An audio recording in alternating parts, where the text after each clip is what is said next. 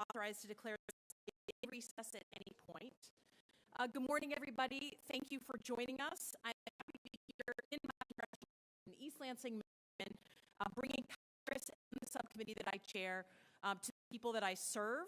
The purpose of today's hearing is to bring some of DC's best minds on cybersecurity to my district to detail the critical work that they are doing to keep ordinary Americans like Michiganders safe from an increasingly disruptive threat, and that threat is ransomware. Ransomware is a national security threat that has direct impact on the lives of Michiganders. Before I get into the details here, I just want to say we are live streaming. If you are behind our witnesses, you are on camera, so let's keep your funny faces and pointing to a minimum, since that will be recorded for posterity. We will have a number of members from my subcommittee appearing virtually from their home districts. And I just really appreciate the opportunity to hold this here in Michigan and thank our leaders from Washington for flying in and doing this event. So just a couple of definitions so we're all on the same page. A ransomware attack is defined as a digital form of traditional ransom, whereby computer systems, data, and electronic devices are held hostage by a criminal group or group seeking a ransom payment in order for an organization to regain access to their own systems. They are often carried out by criminals or criminal groups with the support or tacit approval of a state government, known as a state actor. Think about criminals who are acting out of places like Russia and China. We've seen state actors in adversaries, Russia, China, of course, but also North Korea and Iran, permissible territories. Other times, these attacks are carried out by criminals purely for their own behalf. These are called non-state actors. According to a 2022 cyber threat report by SonicWall, an internet cybersecurity company, ransomware attacks in the U.S. rose by 98% last year to record high levels. I think in the state of Michigan, we heard from state officials in our last hour that ransomware attacks in the state have doubled since last year. A separate report by the CyberEdge group found that nearly 2/3 of ransomware victims actually went ahead and paid their ransom in order to regain access to their own systems and their own data. Often it is cheaper for a small or medium-sized business or organization to pay the ransom than to pay gain all that access that they lost. In Michigan alone, we've heard from the state's chief information officer that hackers have tried more than 90 million times a day to get into the state servers. Let me say that again, that is 90 million times a day. Often these are automated, right? It's not 90 million individuals, it's an automated process, but that's the number of times that there's been attempted infiltrations to our state every single day. And every Michigander in this room has their data held by the state, so that's our data. Ransomware has become very much a kitchen table issues for us. It affects the people and organizations we rely on every day, our schools, particularly our K-12 schools, our small businesses, our hospitals and third-party vendors that work with our hospitals, and other organizations like our farmers have been threatened by and have even fallen victim to ransomware attacks. I was really taken by this issue when I began as a member of Congress. I was sworn in 2019, and I started making the rounds with our town supervisors, our mayors, our superintendents, folks who are in cases very small rural communities. And I expected, I just said, what are you worried about? What are you concerned about? And I expected it to be about money and fixing the roads and some very concrete things. And all of these folks started raising with me how concerned people were about cybersecurity for the 1,200 residents that they were responsible for. It's an issue that I think is really lives in this Venn diagram of national security issues and local issues. And it's something that people are obviously rightly concerned about. We just came from a panel where we heard from town supervisors responsible for 1,200 people's data who were ransomed based on a phishing email for $40,000. The community does not have $40,000 to just throw at this problem. As a nation, you might remember two high-profile, kind of newsworthy ransomware attacks last year. One was the Colonial Pipeline, and one was the JBS Meat Company. These events really showed Americans how vulnerable we are, how our critical infrastructure is vulnerable to these attacks, and then how damaging the consequences can be. Many ransomware attacks have been more hyper-local, though, than these kind of high-profile events. In Michigan's 8th District, which I represent, we've had a significant, as I said, a significant uptick in these attacks, which is why I've pulled together this field hearing. We've seen entire cities and townships targeted in these new attacks. Local governments have had to create entirely new websites, create new email addresses, buy new software to resolve these attacks, all at great cost in time and resources. In a February Detroit Free Press article, Sergeant Matt McLean, who investigates cyber attacks in the state police's Cyber Command Center, which is not far from here in Dimondale, Michigan, said local and county governments make up the majority of the center's victims. Every single week, he said, we are getting multiple reports of local governments that have been affected every week. And when an entire government can be taken offline by a cyber criminal operating across the world, we have a significant issue we need to address. And as I said, it is not just our local governments. Last fall, I hosted the superintendents from my district. The K-12 superintendents came to Washington, and I just sort of on a whim said, raise your hand if you've ever been a victim of a ransomware attack. And every single school superintendent's hand went up. Some paid, some didn't. They're trying to get kids' data. We've seen schools come under direct attack in Walled Lake, Michigan, Monroe, Richmond, Michigan, across the state.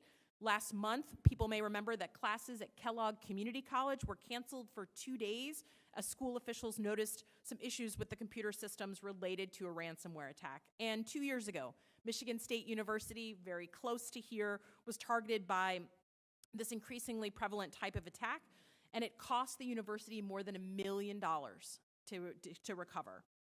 Cyber criminals operate in permissive environments like Russia and China, as we said. The governments, at best, turned a blind eye to these actors operating on their soil. At worst, they know what they're doing and don't do anything about it.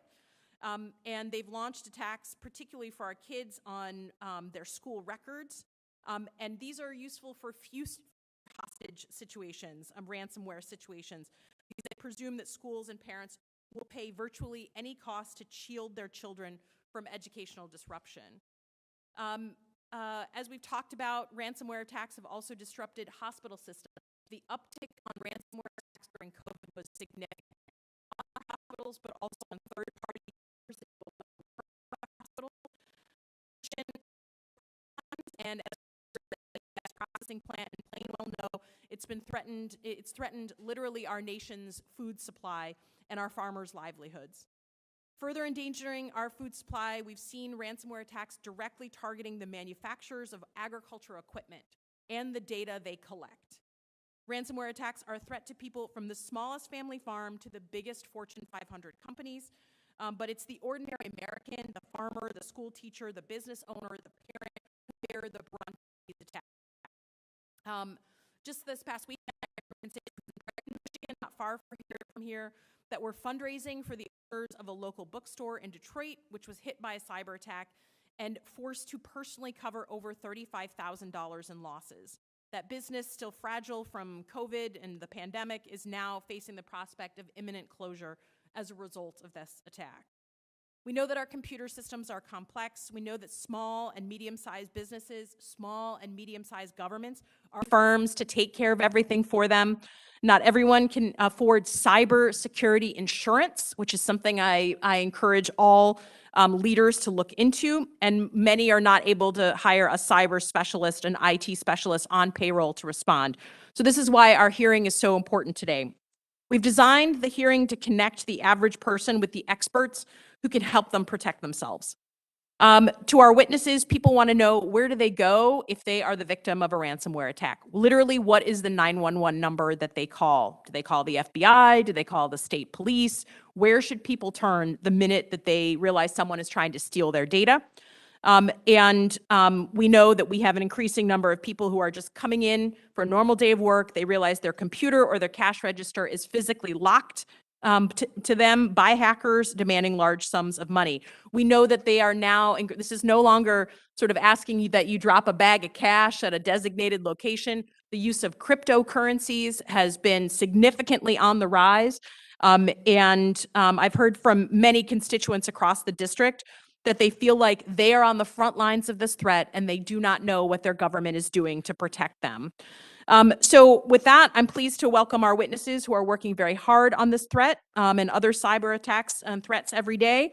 We're eager to get to questions. I know we have members on screen. Visiting us from Washington are two representatives from the Department of Homeland Security. Mr. Aranga Kahangama, can you say it for me so I say it right? Thank you, Kahangama. And Mr. Matt Hartman. The former was integral to the federal government's response to the ransomware attacks on both Colonial Pipeline and JBS Foods. He's responsible for cyber and infrastructure protection, strategic planning, and analysis at the Department of Homeland Security. And Mr. Hartman, he is DHS's cybersecurity and infrastructure security. He is working on the front lines of CISA, which is the Cybersecurity and Infrastructure Security Agency. He partners with state and local officials, as well as the private sector, to defend against today's cyber threats. In our second panel, which will take place just after this, we'll be hearing from one of our state's best cybersecurity experts, Mr. James Ellis, commander of Michigan State Police's Cyber Command Center. Look forward to hearing from our witnesses on their critical work and what they're doing to defend our state and local officials, because we know that the best way to protect against a ransomware attack is to take steps to protect yourself before the attack actually occurs. Before I formally welcome our panel of witnesses, members on screen are reminded that the subcommittee will operate according to the guidelines laid out by the chairman and ranking member of the full committee today in their February 3rd, 2021 colloquy regarding remote procedures. Without objection, members not on the subcommittee shall be permitted to sit and question the witnesses. Sorry for my Michiganders. This is a bunch of procedural things that are important in Congress. All right, I now welcome our first panel of witnesses.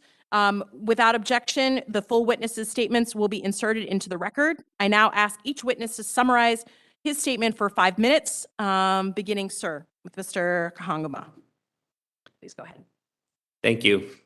Madam Chairwoman Slotkin, distinguished members of the subcommittee and other members of Congress joining us today, thank you for inviting me to testify about the Department of Homeland Security's efforts to combat ransomware.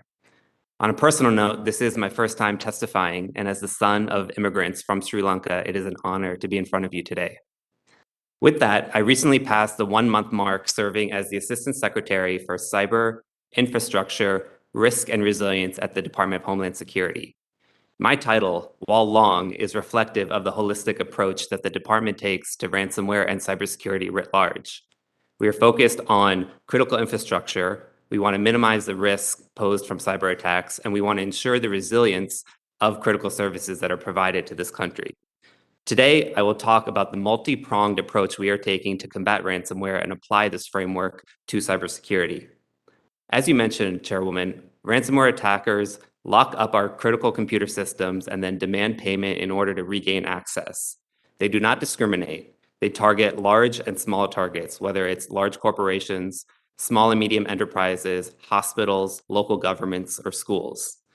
And as you mentioned as well, often the cost of cleaning up an attack can be more expensive than paying the ransom itself, or to provide mitigating services beforehand. And I also want to acknowledge the downstream real-world impacts that these have on our everyday services. As you mentioned, this happened with Colonial Pipeline, where we had gas shortages. This happened to our food production when JBS was also attacked last year. And as you mentioned, a slew of attacks on Michigan itself. These are real issues, and I want to make clear that the department recognizes these. So today, I want to talk a little bit about what the department does before, during, and after a ransomware attack. So before an attack, the Cybersecurity and Infrastructure Security Agency, CISA, helps businesses and small businesses and critical infrastructure owners increase their ability to prevent a ransomware by rapidly sharing threat information and sharing cybersecurity best practices. I'm honored to be here today with Matt, who will further provide information about CISA's role. Last year, Secretary Mayorkas conducted a 60-day sprint on combating ransomware to shore up the department's efforts on this case. As a result, we now have stopransomware.gov, which is a one-stop, holistic, centralized repository with all information that you need before or during an attack to help mitigate against ransomware incidents. During an attack, I want to highlight quickly the Department of Homeland Security's investigative agencies, which include the U.S. Secret Service and Homeland Security Investigations. These agencies work side by side with victims, international law enforcement, and domestic law enforcement to investigate and mitigate the threat posed by ransomware actors. I appreciate your mention of cryptocurrency, as the department is rapidly increasing our ability to investigate cryptocurrency because it is the preferred payment method for ransomware actors. We are actively getting tools and learning how to track and trace cryptocurrency so that we can better disrupt and potentially claw back some of this money. And of course, the department also works in concert with the Department of Justice to arrest and indict these individuals when we can. As you mentioned, Chairwoman, these actors are often in permissive environments that do not cooperate with us, including Russia. But that does not stop us from working with international partners to seize and track these funds and otherwise disrupt their criminal activity. And finally, I want to hit on after an attack. I'm excited to mention that DHS is now standing up the Cyber Safety Review Board, which is a unique combination of public sector and private sector individuals charged with reviewing major cyber attacks, including ransomware attacks, to provide recommendations on how to better our cybersecurity. DHS remains committed to improving our nation's cybersecurity, shoring up our defenses, improving the resiliency, and then holding actors accountable. Chairwoman Slotkin, by holding these types of hearings, it's clear to us that you are committed to this issue. I also want to thank you for passing legislation such as the K-12 Cybersecurity Act. It is evident that you are a partner with us, and we commend you for this. We look forward to working with you, and with that, I would like to thank the committee, and I look forward to taking your questions. Thank you for your testimony. I now recognize Mr. Hartman to summarize his statement for 5 minutes. Excellent. Thank you, Chairwoman Slotkin and members of the committee. Thank you for the opportunity to testify today on behalf of the Cybersecurity and Infrastructure Security Agency, or CISA, to discuss our efforts to elevate America's security and resilience against ransomware attacks. As the nation's cyber defense agency, CISA leads the national effort to understand, manage, and reduce risk to the digital and physical infrastructure that Americans rely on every hour of every day. Here in Michigan and in every state across the country, ransomware and the threat of cyber attack are top of mind concerns to schools, to hospitals, to businesses large and small, and to so many other organizations. That's why it is important that we empower organizations and Americans to help us raise the cybersecurity baseline. The administration's approach to countering ransomware is focused on bolstering resilience. Strengthening resilience to withstand ransomware attacks is arguably the most difficult element of our collective efforts. I am pleased to testify today on CISA's efforts to help tackle this problem. Building resilience requires a long-term investment in people, processes, and technology. Every organization that wants to avoid being the victim of ransomware must continuously invest in the practices that will keep their customers, their systems, and their data secured. The question that we need to ask ourselves is, what can we do right now to truly have an impact? I'll point to 2 things. First, we must give organizations tools and guidance to increase their security and resilience. This is why CISA works every day to raise awareness and to promote basic cyber hygiene across tens of thousands of businesses and government agencies throughout our country. Organizations need to raise their cybersecurity standards, and the guidance that CISA provides is meant to provide real-time, actionable information to help them do so. For you, that means regularly update your software. Think before you click. Avoid suspicious links and phishing emails. Use strong passwords, and most importantly, implement multi-factor authentication. Adding a second factor for login makes you 99% less likely to be hacked. Second, we need to partner with the American people, organizations in both the public and private sectors, to identify threats and vulnerabilities, to develop guidance, to conduct outreach, and to ensure that everyone has the information that they need to make educated cyber risk management decisions. CISA is uniquely positioned to build and strengthen partnerships with the private sector and with state, local, tribal, and territorial government organizations. A central element of our ability to partner with you here in Michigan and across the country is CISA's growing presence outside of Washington, D.C. CISA has cybersecurity advisors now in nearly every state, including 2 here in Michigan, to provide boots-on-the-ground help to organizations of all sizes to address the growing threat of cyber attack.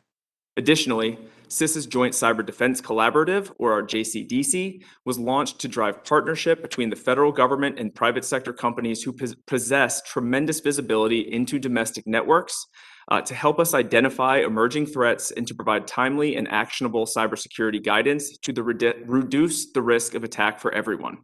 A great example of this guidance is CISA's Shields Up messaging campaign, which we launched in the lead up to the Russian invasion of Ukraine. Through more than 100 engagements with different critical infrastructure sectors and organizations, we showed organizations, regardless of size, how to strengthen their cybersecurity and resilience.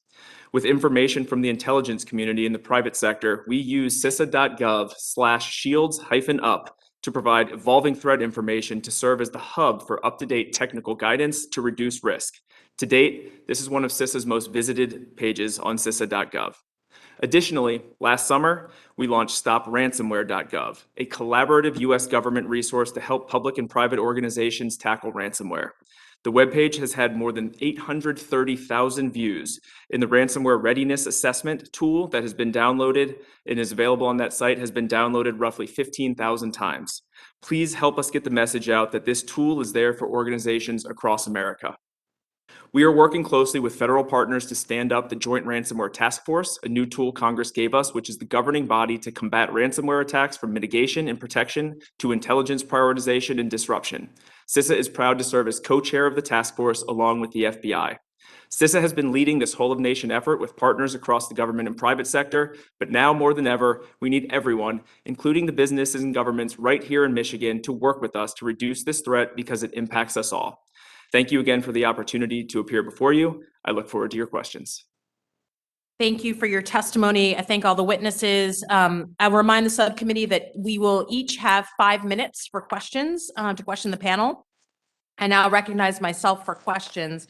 Thank you for your testimony. You know, we, Mr. Kahangama, we have, as I look around the room, some farmers in the room, and I know that you responded to both the attacks on the Colonial Pipeline and the JBS meat processing facility. Can you describe some of the specific lessons learned? I mean, these are big organizations who, you know, maybe we certainly had the head of Colonial Pipeline come and testify in front of us and talk about some of the security vulnerabilities that they had in a very large organization. But if you're a farmer in the state of Michigan, you are dependent on some of these large organizations to get your product out to market. Can you talk about some of the lessons learned from those attacks? Thank you for the question, Chairwoman. Absolutely. I think one of the lessons learned is that no matter how big an organization you are, the smallest cyber vulnerability can be quite damaging.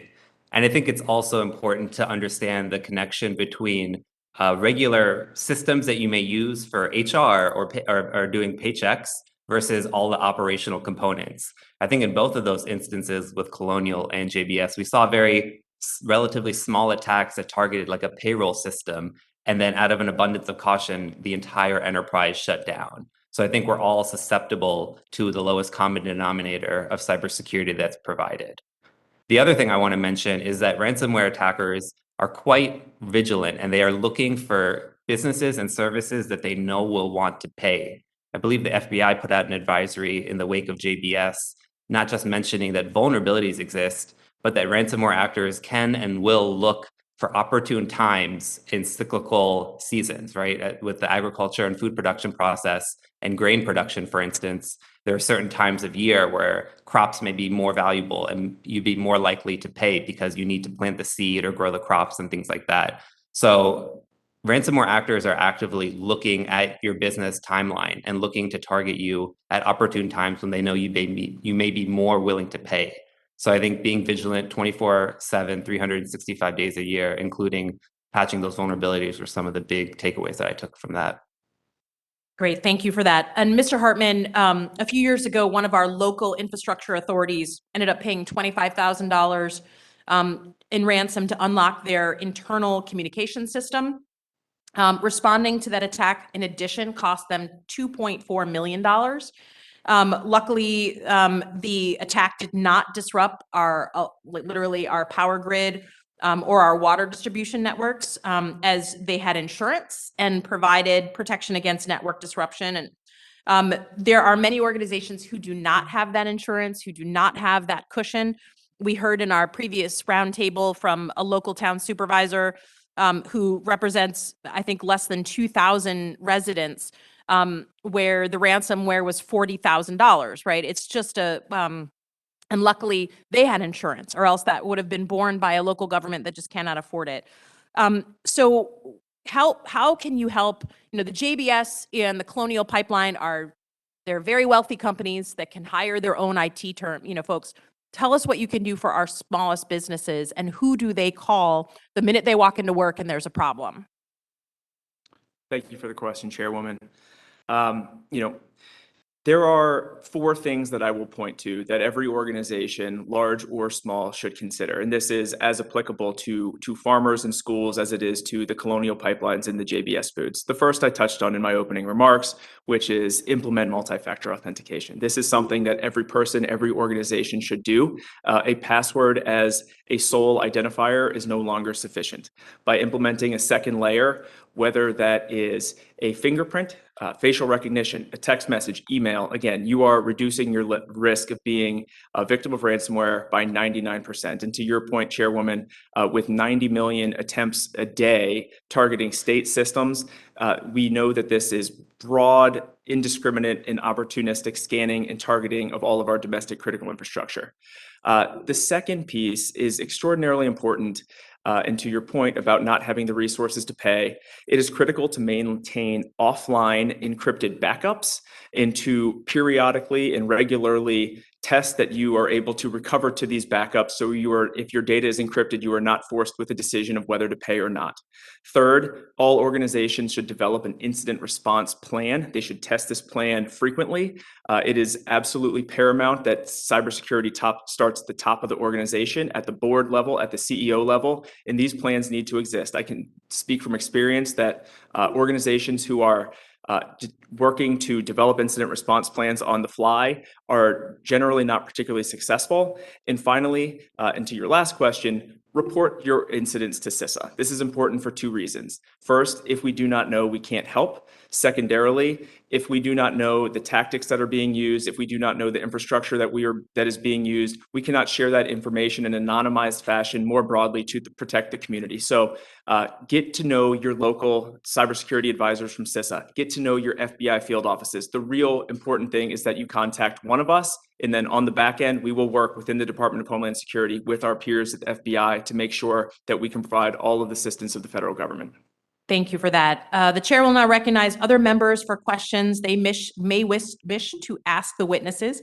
In accordance with the guidelines laid out by the chairman and ranking member on their February 3rd, 2021 colloquy, I will recognize members in order of seniority, alternating between majority and minority where possible. Members participating virtually are also reminded to unmute themselves when recognized for questioning.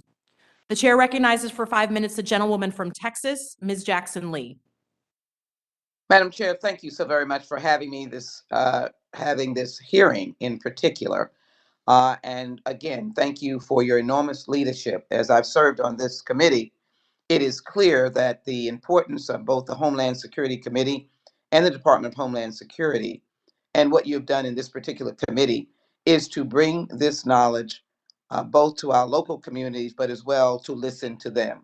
Today, we have the opportunity to listen in Michigan and understand the growing cyber threats that impact businesses, local communities, and of course, schools and other organizations. This is crucial. I am looking forward to the continued testimony. Pays ransomware bosses make $90,000 annually. And just to read it, if crime doesn't pay, Russian ransomware bosses wouldn't know it. The average Russian ransomware boss makes $90,000 a year, or 13 times the average income for citizens in the country. Ask unanimous consent to introduce that into the record. So ordered. In addition, Houston Rockets targeted in ransomware attack, and the idea of it is that their network was attacked, a sports organization. So to Mr. Hartman and Mr. Kanagama, let me ask you these questions, please, and if both of you would answer. We understand that Michigan law, along with other state laws, does not require attorney generals to be notified of data breaches, and they may, in fact, receive their information by media. I'd be interested in CISA's status of publishing rules about mandatory incident reporting. Many of you know that I've introduced legislation on zero-day activities, and it is important that we protect our local communities from that. Finally, let me understand more on the work that has been done by the administration, the hard work to prevent ransomware attacks from Russia, and to find out whether or not we've been able to see a decrease or what has happened with respect to the Russianware attacks from Russia, particularly as they intrude into local communities. If you would start first, Assistant Secretary of Policy, and then CISA, and both of you can answer in the time that I have left. Thank you, Congresswoman. Happy to answer those questions. I'll start with the last one first and speak a little bit about the Russian engagement. The U.S. government, did engage with the Russians early last year to address the threat of ransomware. President Biden has acknowledged it as a national security threat. While we did see some arrests occur, the Russian invasion of Ukraine has changed the calculus. We've seen some ransomware actors declare loyalties or sympathies with the Russian government. We've also seen them in Costa Rica target specifically governments.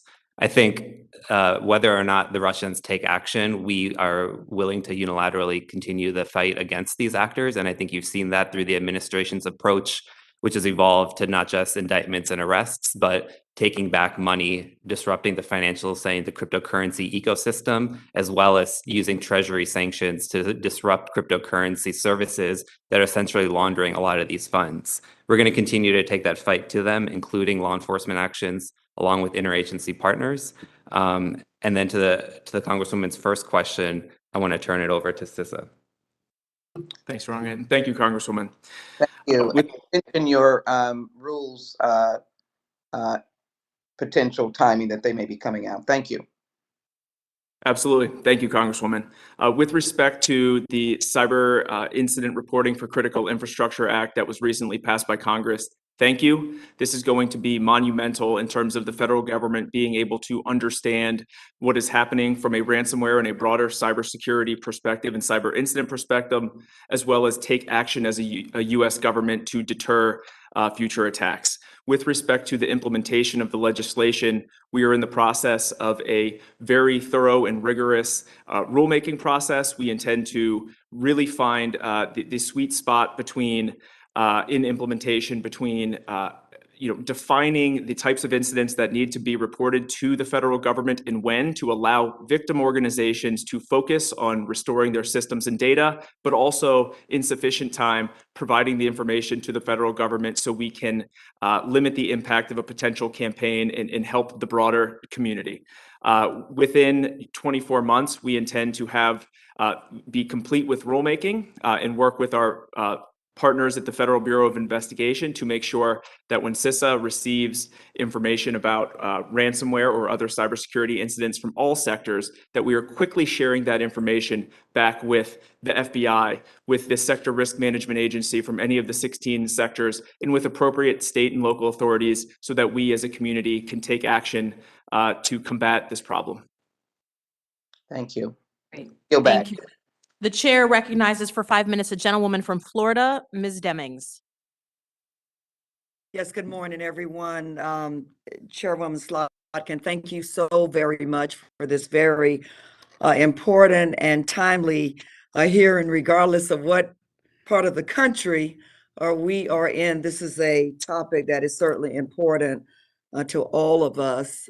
We all represent larger cities and smaller cities and towns and rural areas. So thank you so very much for this. I do not want to just slaughter the witness's name. I will take a stab at it. Mr. Kangama, if that is wrong, please forgive me. You talked earlier about the cost of sometimes cleaning up the attack can be less than the paying the ransom itself. And as we try to get different organizations to take steps to fight against cyber crimes, establish plans and programs. Do you find that in and of itself is just a major deterrent to actually developing plans, or is that something that you have, actually looked into? Thank you for the question, Congresswoman. I think the more preventative measures that are taken on the front end, the cheaper your overall experience is going to be within cybersecurity. I think it's always going to be a little bit more expensive to deal with the long tail of issues that your organization needs to deal with afterwards. You have Do to you find constantly. that organizations are open to that, though, that they understand that, as opposed to just wanting to move on quickly, pay the ransom, let's move on quickly? Are they really open to what you were saying and practicing that policy? Thank you. I think they are open. I think it's a matter of us educating them. I want to also bring in my colleague from CISA, who's on the ground with a lot of these companies as well. But I do think they are open, and unfortunately, a lot of them discover after it's a little bit too late. But I want to defer to Matt as well. Thank you. Absolutely. Thank you for the question, Congresswoman. To my colleague's point, I think that organizations do understand and they are increasingly open to that concept.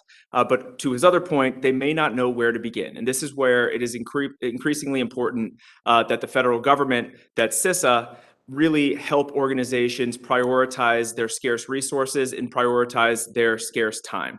I will start by flagging that perhaps the most important element of what we can do as CISA is our regional cybersecurity forces. So for folks in Michigan, for folks across the country, if you do not know your CISA regional cybersecurity experts, get to know them. They can help you understand the services that we have to offer. They can help you prioritize where to begin. One service that we offer for free is a ransomware readiness assessment that all organizations can use, and our CSAs across the 50 states can help organizations exercise these plans. We also have a suite of services that we call our cyber hygiene services that are scalable and available to all organizations in the country. These focus on the most common vectors of ransomware. So we have remote phishing campaign assessments. We have web application scanning, vulnerability scanning. You can sign up for this service for free. You can come to stopransomware.gov or CISA.gov. You can contact your local advisor, and you will be emailed in an automated fashion a report every week illustrating the biggest challenges that you have and really helping your organization, no matter how small or how large, begin to prioritize vulnerabilities that you are closing and investment that you are making in cybersecurity. Sounds like you've certainly taken the steps to make sure that you have the resources and services available to organizations. But I guess I'm more interested in, are they taking advantage of it? What steps have you taken to make sure they are aware of it? You talked earlier about all organizations should have an incident response plan. If from a regional standpoint, and you can pick any region that you want to, have you seen great success with organizations developing that response plan, or is there still a lot more work to do? Good question, Congresswoman. We are seeing increased success by the day, but there remains work to do. There are so many organizations in this country, many of which, the vast majority of which, are owned and operated by the private sector that are vital to our nation's critical infrastructure, to our national critical functions. We are out there every day. We are increasing our field presence every day. We are increasing our resources every day. But it's through hearings like this. It is through every opportunity that we can to come to local jurisdictions, come to states to talk about what we are doing every day, to educate on the resources that are available that will really begin to, make a big difference across the country. Thank you so much. Madam Chair, I yield back. Thank you. Thank you. I just want to pile on to Congresswoman Deming's question, because I think even for the businesses and organizations here in Michigan in the room, they did not know that they could go to their local CISA representatives and basically get, we won't call it an audit, but an assessment of their cyber health. And I just can't make any more clear how important I think that is. That if you wait till the moment when you have an attack and you're not prepared, you've already kind of lost half the battle. And I think one of the things that is most useful is one, getting that assessment and then testing it a little bit. And I always repeat the story that we did at the Pentagon. When I was at the Pentagon, they realized that they had some vulnerabilities with phishing, right? With like even senior 3- and 4-star generals clicking on a phishing link that we got into our email system. And so we did our own fake phishing email, and you could identify exactly which individuals in your organization clicked on that link and created a vulnerability. And surprise, surprise, it tended to be some of our most senior folks. So they took it a lot more seriously. So I think getting sort of an assessment of your organization it's free. It is the most valuable thing that CISA can do, and they're here based in Michigan. Your counterparts are here based in Michigan. We'll now move to a second round. Mr. Kahangama, earlier this month, I chaired a hearing on cryptocurrencies. And I think a lot of people it's a really new field for a lot of people. They don't understand how cryptocurrency works. And we know that terrorist and criminal organizations can exploit these products and services to advance their plots. Just last week, in response to the large number of criminal acts involving cryptocurrency, an organization called Chain Analysis announced a new service focused on crypto incident response to help their clients respond when they have been asked to pay in cryptocurrencies. Can you just, for the layperson, explain how this works and kind of the frequency with which cryptocurrency is now like the currency of choice for these attacks? Thank you for the question, Chairwoman. Wholeheartedly agree. It's almost exclusively cryptocurrency at this point. These are digital assets, digital tokens that are created and then transacted online. The issue that we are having with them is that they exist in ungoverned space, right? Whereas when you're taking cash or your paycheck to the bank and depositing it, those institutions are required to have know your customer laws and identify who you are, identify where the money is going. There are laws that if your transactions is over a certain amount of money, that gets flagged to the federal government for suspicious activity reporting. All these types of checks and balances are on those transactions. Those don't exist with cryptocurrency. They're generated through a number of technical means and then operate in an unregulated environment. From a law enforcement perspective, from our Secret Service and other investigators, it can be difficult because on top of the anonymity that exists with the cryptocurrency, there are additional services that can mix up all those transactions and obfuscate them further. So it becomes even more difficult to track and trace. So without kind of proper regulation and oversight of a lot of these cryptocurrencies, we're going to continue to be challenged by them. So we heard from a local official in our first roundtable this morning who talked about how, after the attack, they went back and this malicious actor had gone in for a minute and tested their systems. Then a couple weeks later went in for 12 minutes, tested the system, and then was able to access it and ransom for $40,000. Asking the local officials to translate regular cash into cryptocurrency and sending that over. And the criminals did it as a matter of course, and they sort of use volume as the way to get as much money as possible. So it's not that there's a live human being, I guess, on the other end of that attack, that they're just farming out all these attacks at the same time. Can you explain that a little bit about how these ransomware farms are working in places, particularly overseas? Sure. Thank you for the question, Chairwoman. I think it's appropriate to liken a ransomware organization almost to a modern day mob or mafia. It's very large structures. There's something called ransomware as a service, which you break up a ransomware attack into different parts, right? There's initial access, there's deploying malware, there's getting the money. These are kits that you can literally buy online. And as a result, anyone with very basic technical knowledge can become a ransomware operator, unfortunately. And so with this lowest common denominator environment, you have a proliferation of individuals who are seeking to conduct these attacks.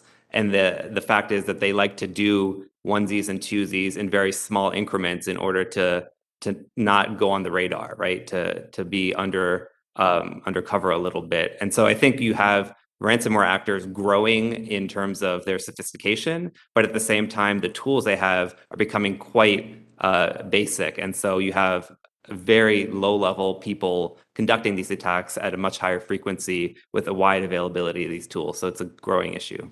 Yeah, and we heard that these bad actors are sort of queuing their ransom dollar amounts to the size of the organization and what they think they can produce, and even sort of looking at the revenue of a business, looking at, for our schools who have to be transparent about the amount of money that they handle, that helps them gauge what to charge in a ransomware attack. And I thought that was disturbing, that they sort of know their victim and key the cost to something that they could reasonably or at some form afford, so that they actually pay it.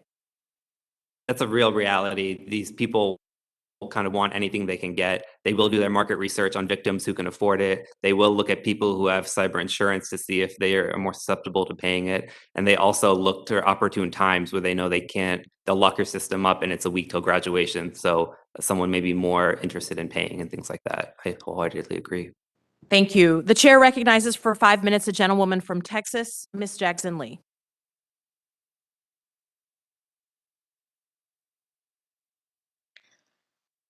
Let me again emphasize my appreciation for this hearing.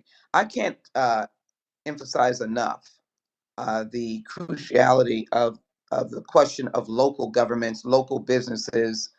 And I'd like both witnesses to really focus on one, the importance of that individual assessment, but more importantly, to say to local entities, you are not immune from international ransomware attacks. That's why this is such an important hearing.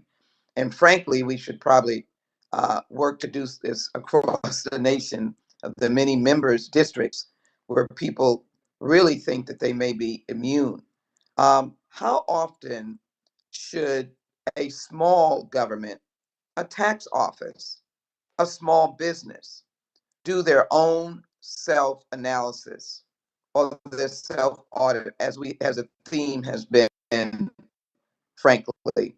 And as you are beginning, Mr. Hartman, under our new legislation to develop the process for mandatory incident reporting, there needs to be some interim way that our local communities can be heard, or that our state governments can be notified. What would be, first question is the importance of recognizing that no entity, no hamlet is immune, no village, no city, no sports organization, no school district. And then second, what should they be doing in the interim, as you are proposing, and both can answer this question, the protocols for mandatory incident reporting.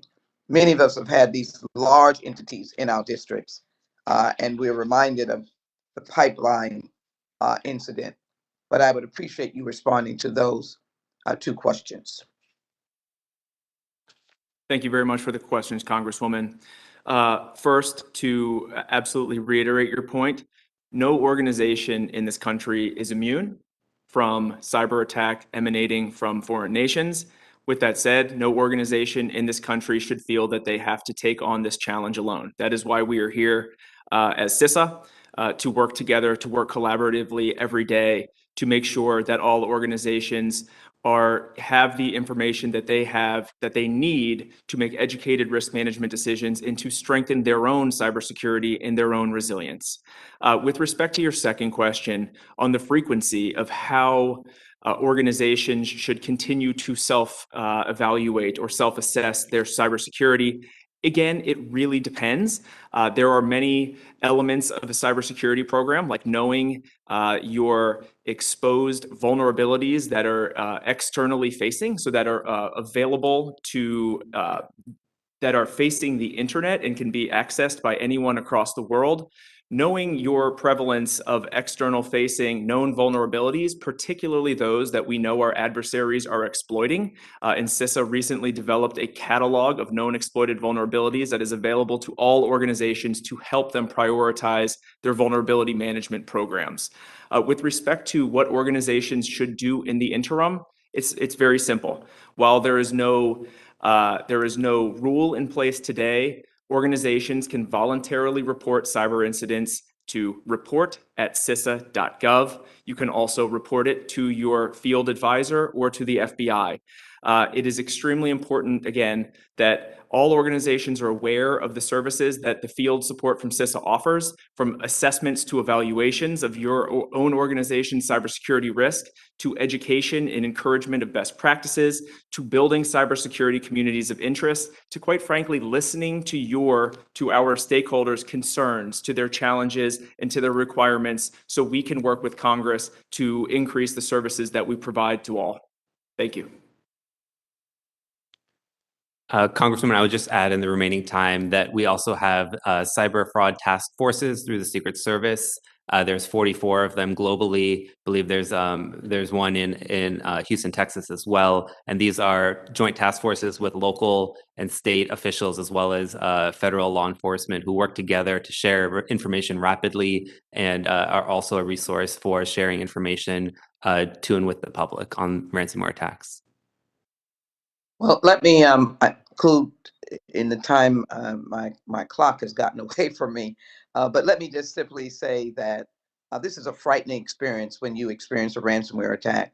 And from our experience with Colonial Pipeline, I want to emphasize through this hearing, do not accept this attack alone. There are resources, and do not, I think, engage in ransom without engaging the government that is here and ready to serve and to help you. And so I hope as we proceed, we will see a new protocol, but more importantly, don't experience or suffer the impact alone. I hope this hearing evidences that we're here to provide the assistance necessary. Madam Chair, thank you so very much. And with that, I yield back. Thank you, Congresswoman. I just want to, again, foot stomp that for our local businesses, our superintendents, our school officials, our farmers, making an appointment to speak with our local officials who do cybersecurity in the state of Michigan ahead of need is always better than having that first call be an emergency. And I think what is not always known is that groups can just, if you're from a chamber of commerce and you get together with your group and you want to have a meeting with these folks, that they're available, they want to meet with the public. And so folks should avail themselves of that. With that, the chair recognizes for 5 minutes a gentlewoman from Florida, Ms. Demings. Again, thank you so much, Chairwoman Slotkin. Just again, and I know we've spent a considerable amount of time on this, but it is so very critical. Having grown up in a rural part of Florida, I just think about the unique challenges that our smaller cities, our smaller towns, our rural areas have.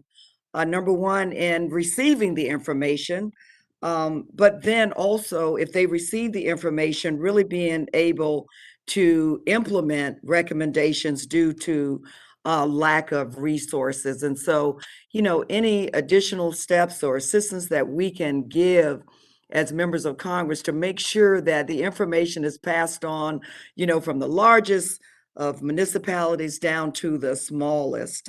Please, to both of our witnesses, let us know how we can be of greater assistance there. We have to be proactive as opposed to reactive, as has been said numerous times, to these type of attacks. I'd like to hear from both of our witnesses about, and if you want to respond to that at all, that's fine, but some of the challenges in recruiting a ready for the moment workforce. We know that many of our federal agencies are receiving or experiencing challenges in recruitment and development. I also know that the advisory committee's recommendation was to prioritize, our workforce issues so that we could be more competitive with the private sector. So if both of our witnesses would just speak for just a moment on how are we doing with our workforce. Thank you for the question, Congresswoman. We agree there's a cyber workforce shortage in this country. It's an issue that the government faces, the private sector, state and local communities writ large. I think it's important that we focus, not just on traditional educational pathways as well, having a diverse background in terms of what you may or may not have experienced, what kind of certifications you have are important. For our Secretary Mayorkas, this is a high priority as well. He conducted a sprint on cybersecurity workforce hiring last year as well. Happy to report on that front that we had a 60-day sprint last summer. I believe at least 500 job offers were given out in cybersecurity for the department. That was the largest single hiring event we had so far, and we've had at least 300 of those on board so far. But I also want to share with Matt because I know that CISA is doing a lot of great work in this space. Thanks, Ranga, and thank you very much for the question, Chairwoman. Upfront, this is a challenge for all of our organizations. It is a challenge in the federal government. We understand it is a challenge in state, local, tribal, and territorial governments, and it is a challenge in the private sector right now to fill critical cybersecurity jobs. Within CISA, we are taking this extraordinarily seriously. Similar to the Secretary, Director Easterly has really gone on record to say that we need to not only rapidly close our own cybersecurity workforce gaps at CISA so we can better serve our communities, but we need to use this opportunity to close a significant diversity gap within our own organization. Director Easterly has gone on record stating that by 2030, we need to make sure that at CISA, 50% of our cybersecurity jobs are occupied by women. That would be up from about 25% today. So that is a very strong goal, and we are taking that signal, and we understand that we really need to use this opportunity where we have a number of vacancies at CISA due to rapid growth in recent years to make sure that our workforce of tomorrow represents the diversity of our nation. With respect to specific actions, we are leveraging all of the tools at our disposal, including the Cyber Talent Management System, which we appreciate the support for. We have a hiring event tomorrow, actually, a virtual hiring event where we are looking to bring in at least, I'm targeting about 100 candidates tomorrow to be selected for the vacancies within my organization within CISA. So we can really continue to do better for all of you. So we can provide the guidance that all organizations can leverage. And back to your initial question, Congresswoman, the faster that we hire, the more diversity that we bring into our thought at CISA, the better the guidance that we can bring out to our diverse communities, to our diverse states. Great. Well, again, thank you so very much to both of you for the work that you are doing. Madam Chair, I yield back. Thank you. Thank you, Congresswoman. I want to thank our panel for appearing today. Our witnesses flew out in order to join us here. Thank you for answering our questions and bringing the federal perspective here to Michigan. In just a second, we're going to transition to our second panel, Mr. James Ellis. He's the Cyber Section Commander at the Michigan Cyber Command Center at Michigan State Police Headquarters. And bring this sort of into a even more local perspective. Without objection, the subcommittee will recess for 5 minutes so that we can change the panel and folks can take a quick break. For our live stream folks, we will be back after a brief break and come back and hear our second panel. Thank you very much to our witnesses for making the effort to come out here. Have a good one.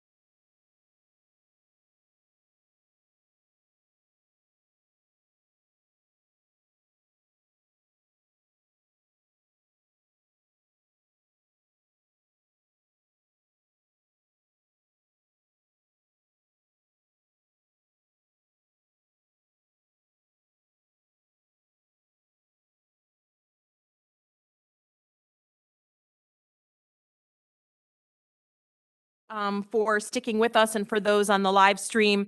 We'll now continue to the second portion of our panel today. Our witness today is Mr. James C. Ellis. He's Detective First Lieutenant and Cyber Section Commander at the Michigan Cyber Command Center for the Michigan State Police. It's in Diamondale, Michigan. Mr. Ellis leads a cyber team of over 100 Michigan State Police members located throughout Michigan and oversees the Michigan Cyber Command Center, or MC3, Computer Crimes Unit, and the Michigan region of the Internet Crimes Against Children Task Force. Mr. Ellis's team at the Michigan State Police Cyber specializes in high-tech criminal investigations of all types, proactive cyber investigations involving the online exploitation of children, and evidential forensic data recovery services. Detective First Lieutenant Ellis is a 28-year member of the Michigan State Police and holds multiple cybersecurity industry certifications in addition to his Bachelor of Science degree. I also want to note that we had planned for a second witness, but due to COVID, unfortunately, our second witness was unable to make it today. We wish her well. And without objection, the written testimony of Ms. Laura Clark, Chief Information Officer of Michigan's Department of Technology, Management and Budget, will be inserted officially into the record. Mr. Ellis, I'd ask you to first kind of lay the framework. We're now getting to the portion of our hearing that's really focused on our Michigan viewers, our Michigan businesses, our Michigan organizations, and how they specifically can be helped within the state. We heard from the federal level, and I'd ask you to now summarize your statement for 5 minutes, please. Thank you, Subcommittee Chairwoman Slotkin, and the members of the committee for gathering us here today, or in this case, just myself at this point in time, on the issue that's crucial importance to the state of Michigan and the nation. My name is Detective First Lieutenant Jim Ellis, and I am the Cyber Commander of the Michigan State Police, Michigan Cyber Command Center, or MC3 as we call it. The first thing I want to do is establish a foundation of how the MSP fits into cybersecurity as a state police law enforcement organization with Michigan critical infrastructure, the public, and our close partners. MSP Cyber is a full-service criminal investigation section. Members are in the field pursuing active investigations from initiation to prosecution, arrest, and court testimony. MSP Cyber supports all MSP troopers and field members, along with the other 580 plus law enforcement agencies in the state and others nationally requiring investigative assistance, as cybercrime has no state line boundaries. It is becoming very difficult to name a crime that does not involve technology of some kind that may contain digital evidence supporting that crime. Some of the services, just to give you an example, that we perform, obviously criminal investigations, thousands of cases per year. Last year alone, we assisted over 340 police agencies in Michigan.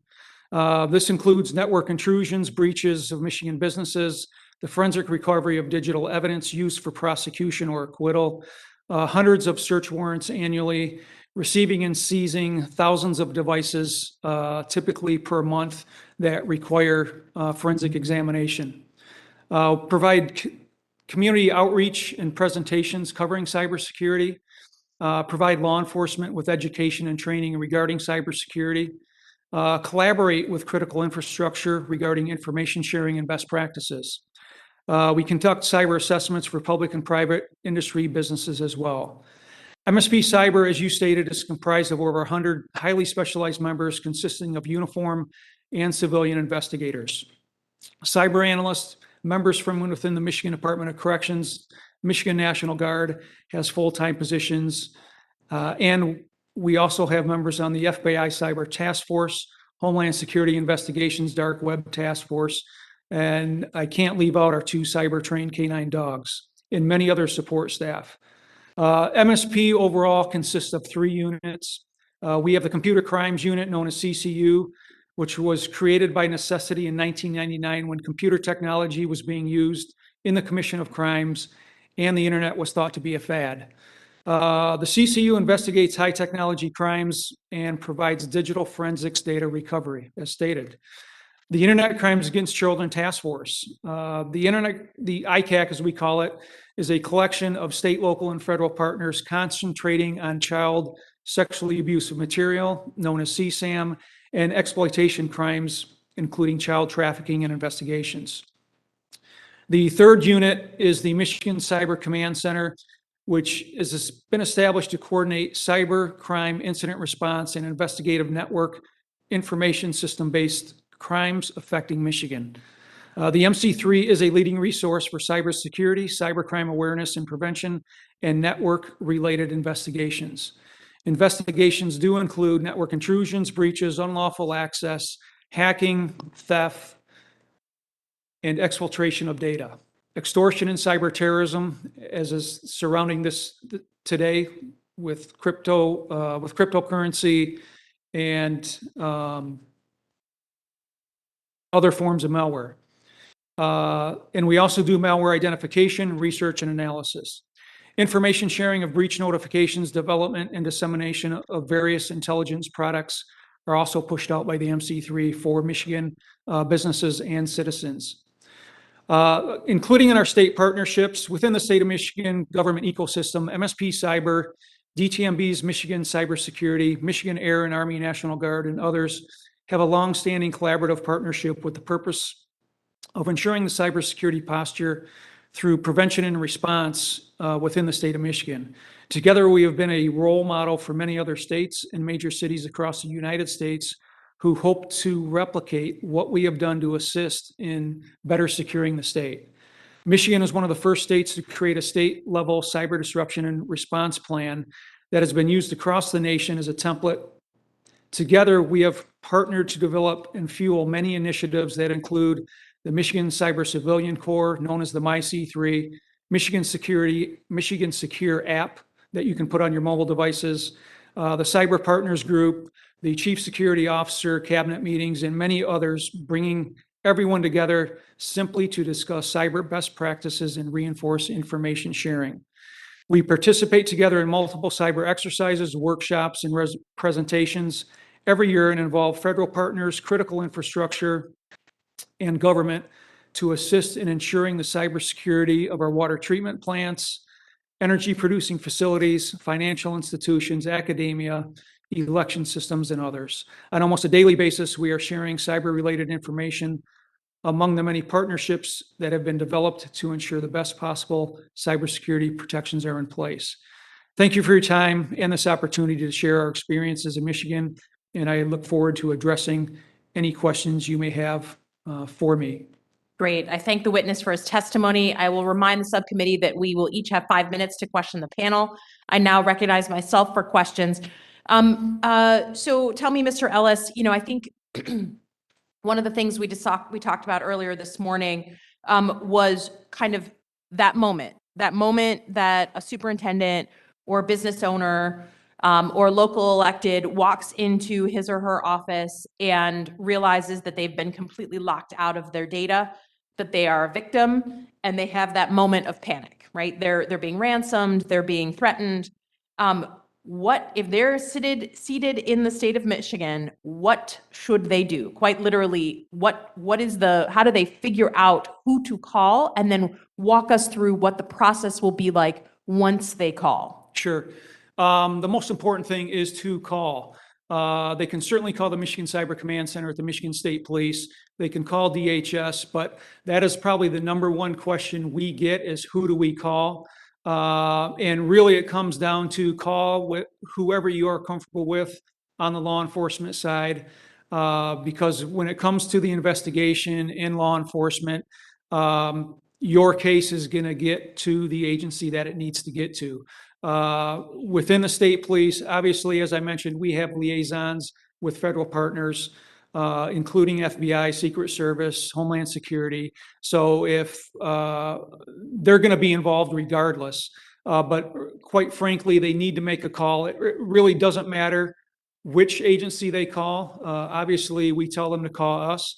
Once they do, we will attempt to understand what has occurred at their location, how many devices, what they think they are seeing, whether it's malware, ransomware, or the type of malware. if they have backups, that type of thing. We'll kind of do an evaluation or an assessment on the phone. We'll get other partners involved if we need to.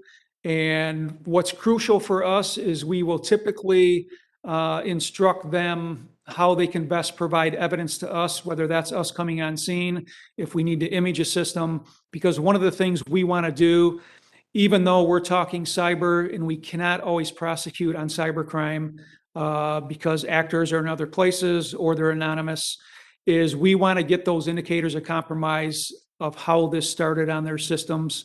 So we can take that, research it, and then push it back out for prevention and awareness to all the other businesses to help them establish protections so they don't have to go through the same thing this business just went through. Yeah, I think that's something that when I've talked to local businesses, they're like, look, I sort of handled it myself. And I said, you know, the trends and the similarities between these attacks can help, you know, another business from having to go through the same thing. And that if law enforcement isn't aware of what's gone on in your case, they can't help another business. They can't identify those bigger trends. And then are you how do you handle when someone says they're asking me for a $40,000 ransom payment? Should I pay it? What should I do? How do you advise individuals and companies how to respond? Yeah, we typically will tell them not to pay because it simply empowers or boldens the bad actors to continue with their ransomware. You know, we will obviously prepare them to help establish if they're able to restore data, if they've come to the point where they actually have encrypted data. A lot of times we'll get called when they see some initial instances of ransomware before encryption. But that, you know, that's a call they have to make. We kind of evaluate if they have cyber insurance or not. And we kind of walk them through those steps, but we try not to have them pay.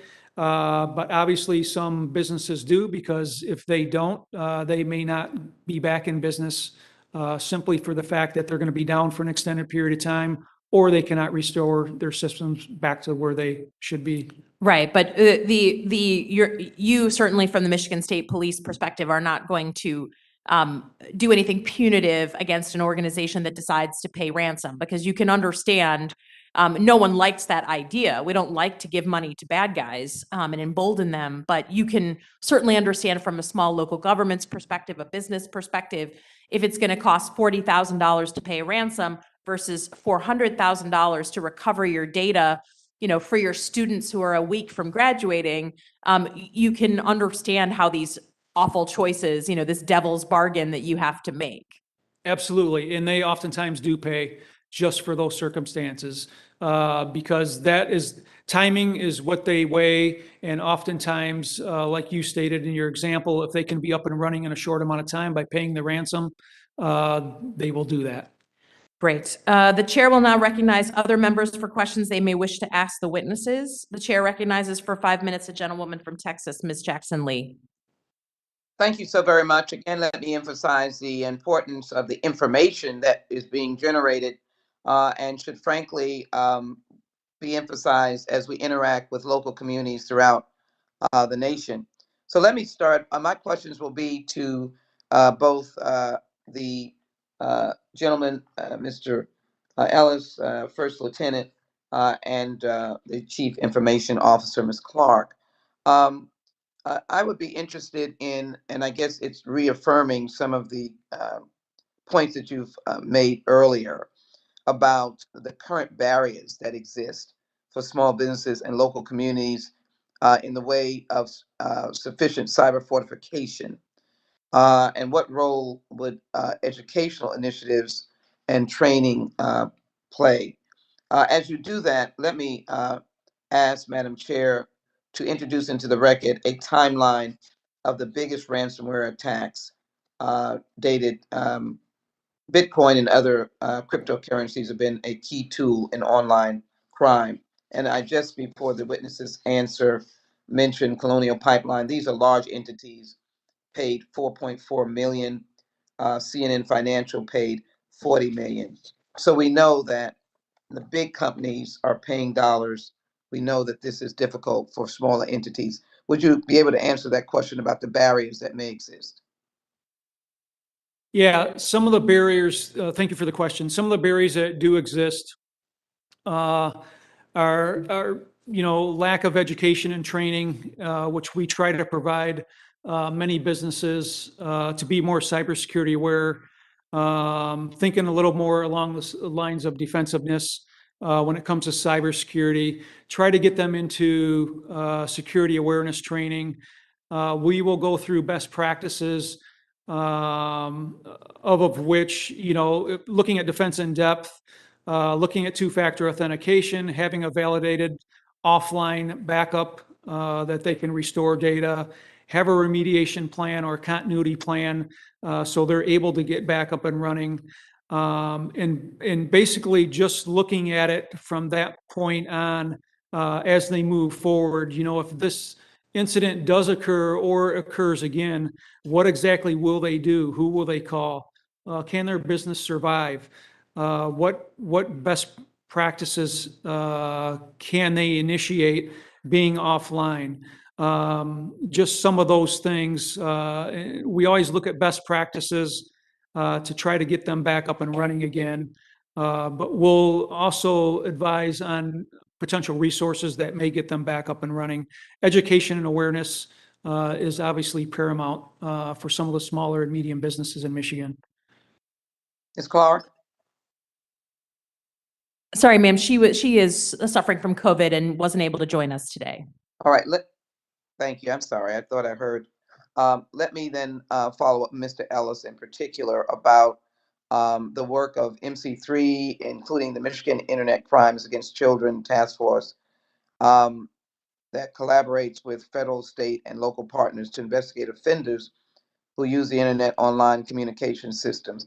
How does the ICAC task force work to educate children, parents, and schools on internet safety in the face of cyber predators? Thank you for the question. We educate parents, schools, our young adults in school by doing presentations, outreach. We will run through case scenarios with them so they understand, what the potential is of them posting pictures online, which many kids do now, as you know. Sextortion is one of the big crimes or potential crimes that are going on, depending on how far it goes, that is affecting our young kids now. Again, a lot of it is education of our young people, just to know that because they are so involved in social media, they're posting their lives online, what exactly that can mean to somebody that is potentially seeking them out as a potential victim. Can the federal government do more with respect to legislation to help that task force, or help task force across the country? As far as legislation, that's a great question. Anything that would allow for additional funding to allow for education, maybe mandatory cybersecurity education in schools as part of the curriculum would be paramount. So they get it at a young age. That would be, that would also draw an interest in other areas just so they can see and become acquainted with cybersecurity best practices. Thank you so very much. I think my time has expired. Thank you, And, Congresswoman. yeah. And I would just say that there's a real interest on our committee on how to deal. I had never heard the term you mentioned for exploiting kids and sensitive pictures online. Can you repeat the term? Sextortion? Sextortion. I was not familiar with that term, but our committee has passed a bunch of legislation on K through 12 resources and money, basically for our K through 12 schools to be able to learn and educate themselves and protect our kids' data, as well as digital literacy. Like, how do we start teaching digital literacy to our kids at a very young age, since they're the ones who are digital natives? The chair will now recognize for 5 minutes the gentlewoman from Florida, Ms. Demings. Well, thank you so much again, Chairwoman Slotkin, and thank you to Detective First Lieutenant Ellis for being with us today. And thank you for your very impressive record of service with the Michigan State Police. As a former law enforcement officer, you know, we said 30 years ago that we could not fight today's battles with yesterday's weapons. And my goodness, when we look at how the landscape has changed, that certainly rings true today. It's certainly not the same old economic crimes unit or the crimes against children unit.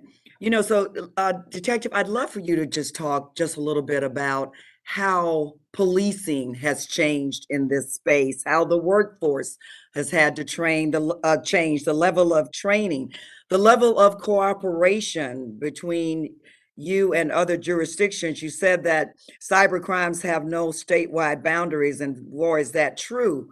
But how has the level of cooperation changed, or what challenges have occurred because of those no statewide boundaries that you face? Thank you for the question.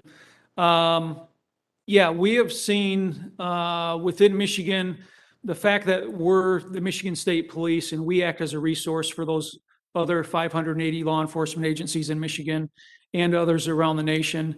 We see a lack of trained officers in the realm of the recovery of digital evidence, or even what devices may contain digital evidence that may be a part of a crime. You know, everybody typically knows a mobile device or their phone contains a lot of evidence or someone's patterns of life.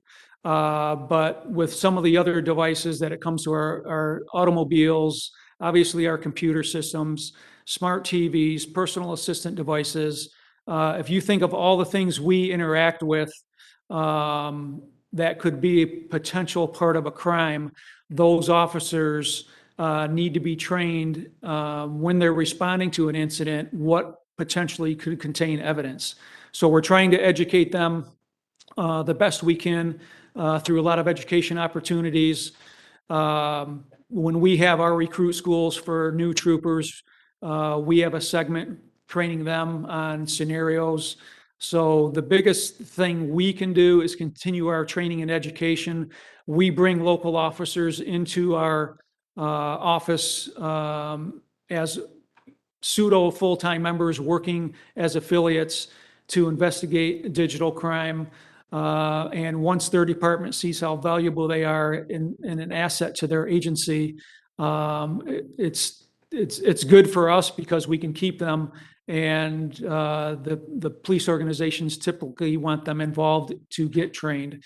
Training, there's a lot of industry standard training that can be taken just regarding evidence recovery and knowing cyber security in general, if I can put it that way.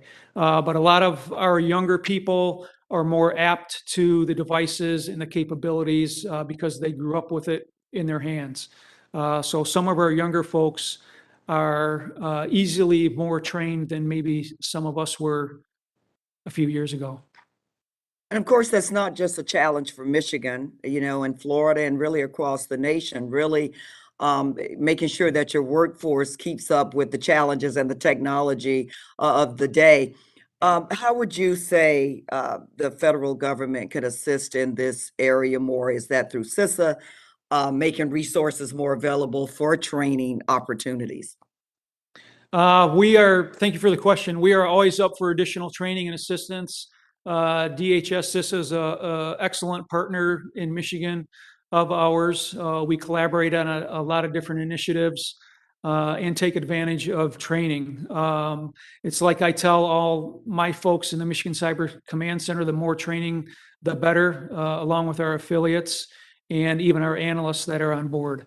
In these days, the general officer on the road should be taking some type of cybersecurity related training to help them with their investigations, without a doubt. Well, again, thank you so much for your service. We are working on some legislation that involves the digital technology area, including training for law enforcement officers. So I'm hoping that we'll be able to move that through very, very quickly. And thank you. And Madam Chair, I yield back.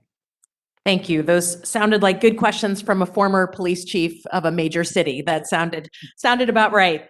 So let me just ask for the Michiganders in the room and watching, help us understand what an average ransomware attack looks like in the state of Michigan. Maybe go through, you can pick one that's representative of a closed investigation. You don't have to give any identifiable information, but walk us through what that looks like. And then same thing on sexploitation.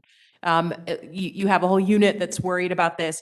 Give us, help us understand in detail what those cases look like so parents and business owners understand what they're looking for. Sure. Typically in a ransomware event, and I can, look as far back as yesterday morning. And this is not really any different than any other ransomware case that is local to a business in Michigan. They will notice that their files are encrypted, as most users. Once files are encrypted, it's obvious because you can't access your files. They get messages on the screens, wallpapers change on your desktop, that kind of thing. They will call, we'll go through an evaluation with them. We typically bring on more partners sometimes, depending on the business. If we oftentimes will include our federal partners in the discussion, just to walk through the steps and look at where they're at. Are they able to recover? We typically, oftentimes, they may have cyber insurance, and that initially limits us from getting potential evidence, at least initially, depending if legal is involved. But otherwise, our first avenue is to try to obtain evidence.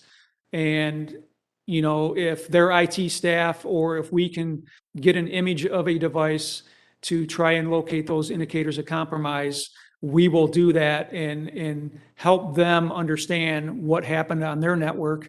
And like I said earlier, take that information back to push it back out to everybody else for prevention and awareness. Oftentimes, they will look for resources for those small to medium businesses that don't have a plan, aren't sure what to do. We'll help guide them in that respect. Within Michigan, we also have the Michigan Cyber Civilian Corps. If they have several workstations that they need assistance with, or they're not sure how maybe the incident happened, or need, hands-on keyboards, the Michigan Cyber Civilian Corps, or MyC3, is a group of volunteers that have been vetted that work in Michigan businesses. And you all would connect them? We would connect them. They become indemnified as state employees, and they can assist with the recovery of an incident. And this incident that you were investigating yesterday morning, what are they asking for? How much money? Like, give us a little bit of a flavor of the threat. Yeah, in this case, I can tell you endpoints wise, they have 100 endpoints. What's an endpoint? A device that a user sits at, a keyboard that somebody uses. They may have, I don't know that they announced the ransom yet, because we went to that site. They're getting creative where they will tell you, they will provide you a link to go to. And this site was down all day yesterday, so lack of planning on their end to be able to obtain their ransom. But typically, depending on the small to medium business, it could be anywhere from 20,000 to 100,000, depending on what's at stake. Typically, the bad actors know what data they have, what they have access to, obviously, and the prime data goes for a bigger price. And is it fair to say that some of these organizations, these bad actors, have done research? They've looked on social media, they've looked on public transparency websites, like they've done their homework on an organization before they decide to ransom them? Absolutely. They know price points, they know the budget, they know if a school is being remodeled over the summer based on the RFP, who won the bid. I mean, they are going in there with knowledge. And have chosen a target that they think they can succeed at. And then, again, explain the threat or just a recent example on the sexploitation. Sort of how do they use children's data and then how do they ransom it or use it to make money? Yeah, sextortion is typically pictures are taken or relationships are built through chat on, say, a mobile device or Snapchat or any other messaging platform. They will gain the user's confidence. Usually, this is big with students right now, younger people, and get them to send a provocative picture. Oftentimes, they are misrepresenting themselves as maybe if they're chatting with a male, they may represent themselves as a young female, attractive, sending pictures, normal pictures, not anything provocative, and eliciting pictures back. And once they finally do send a picture back, they will then demand that they pay a ransom or a payment. Otherwise, they will publish the photo publicly. And as you can imagine, being at that age when your identity is everything, social media is everything, that is, not something you would want among your peers. And we've had, just recently, we've had a case where this happened, and our young gentleman paid the fee that was being asked. The person had indicated prior they would remove any pictures that they had possession of, but then again came back and asked for more. And unfortunately, this student committed suicide over this, and this all occurred within a 6-hour period in Michigan. So it has devastating effects, and it's one of the fastest growing incidents that we are seeing among young people right now. Oh, gosh. Okay. Well, I have much more to ask about that, but we are on to a second round of questions. Ready for recognition? Is Ms. Ms. Oh, okay. Sorry, I was supposed to recognize myself. So let me just ask, can a young person under 18, is there any rules around whether they're able to pay? I mean, did this young person handle it themselves? What are the protections for people under 18 that are maybe different from an adult?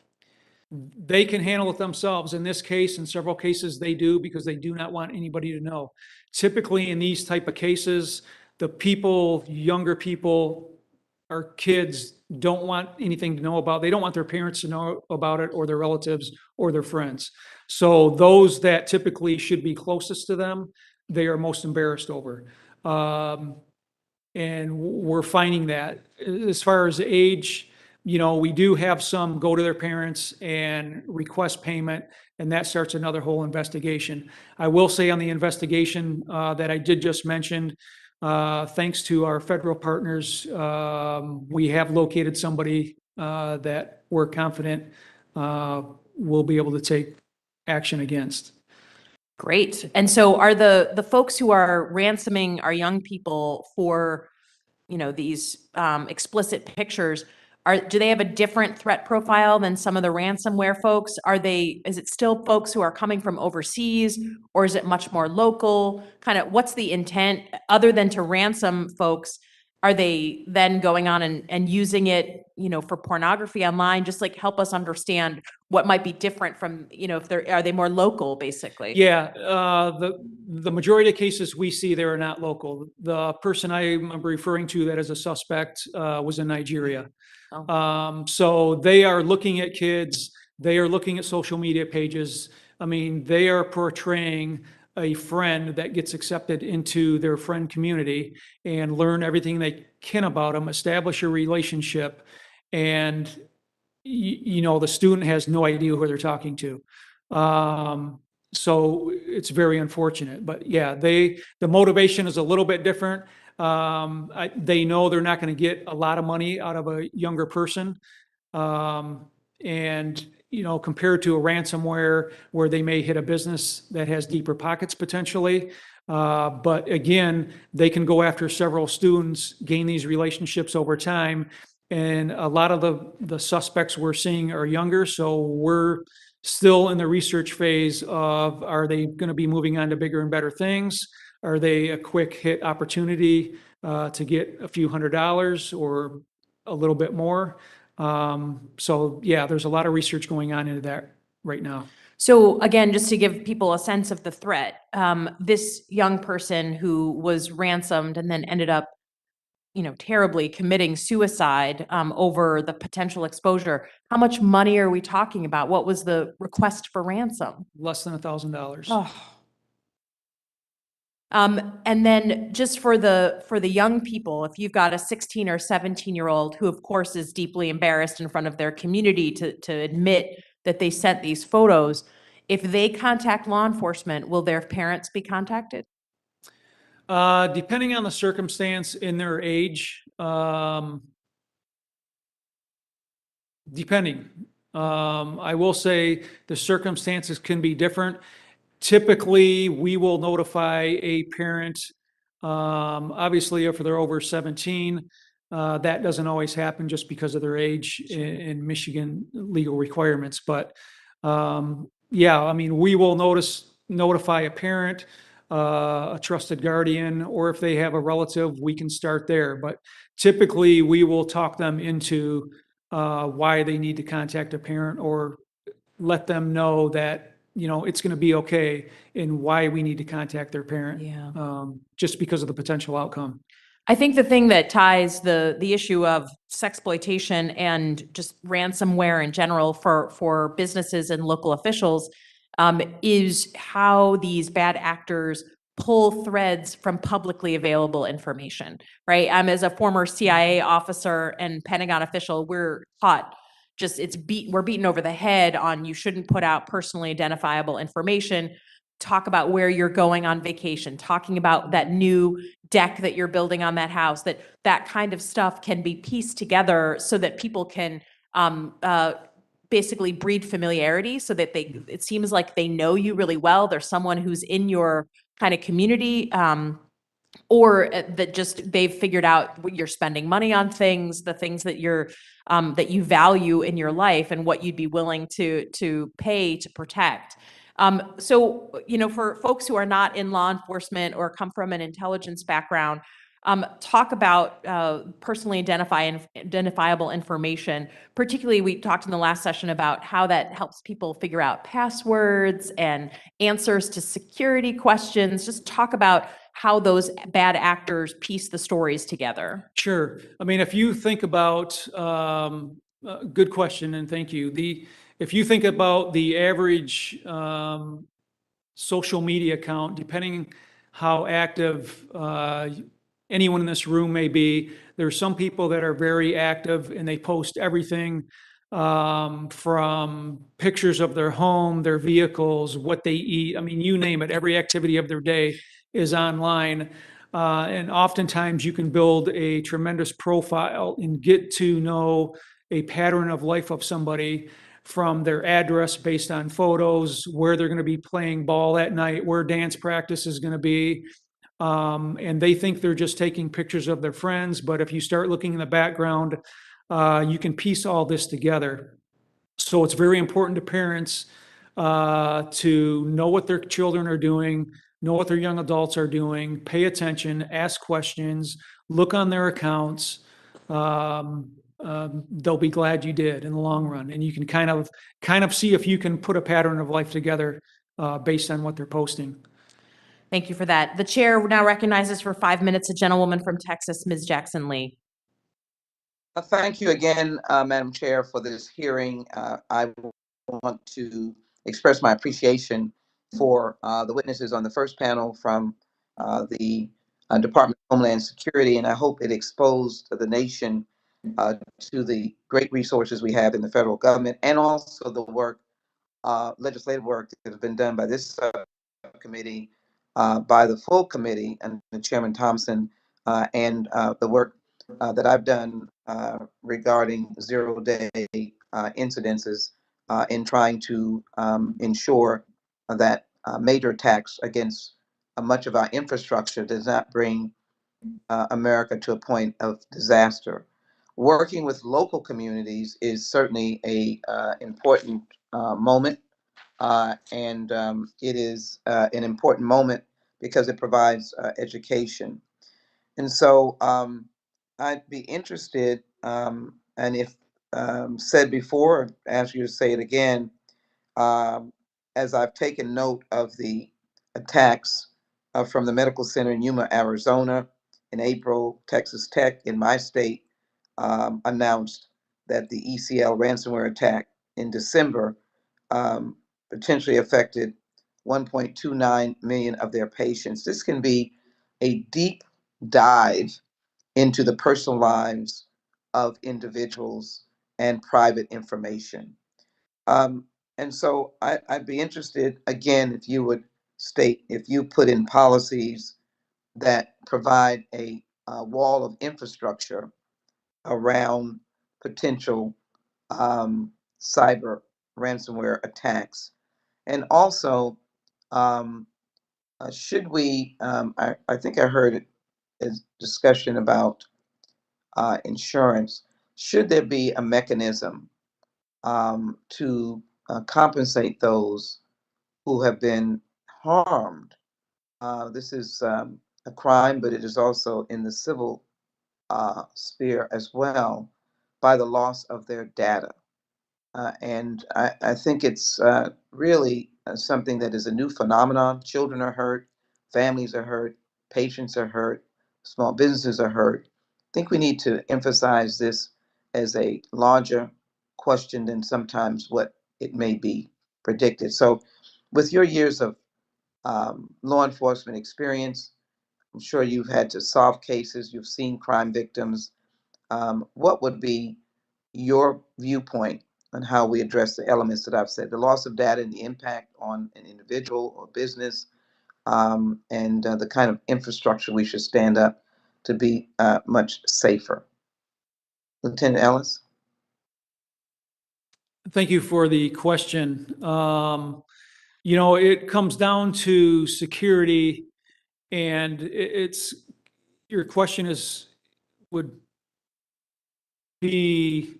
would actually solve a lot of things if we knew what that answer was as far as infrastructure.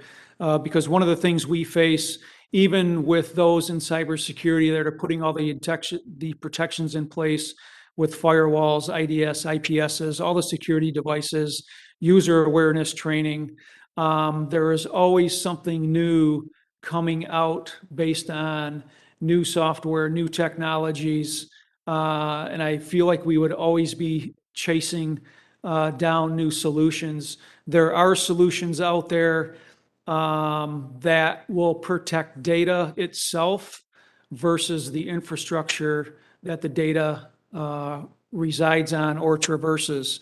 They are expensive solutions. They're typically at the federal level in just coming into play now. We're hoping to see more of this.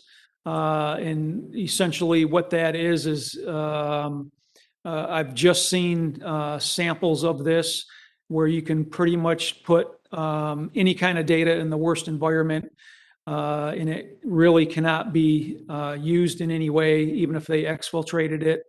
It's impervious to malware.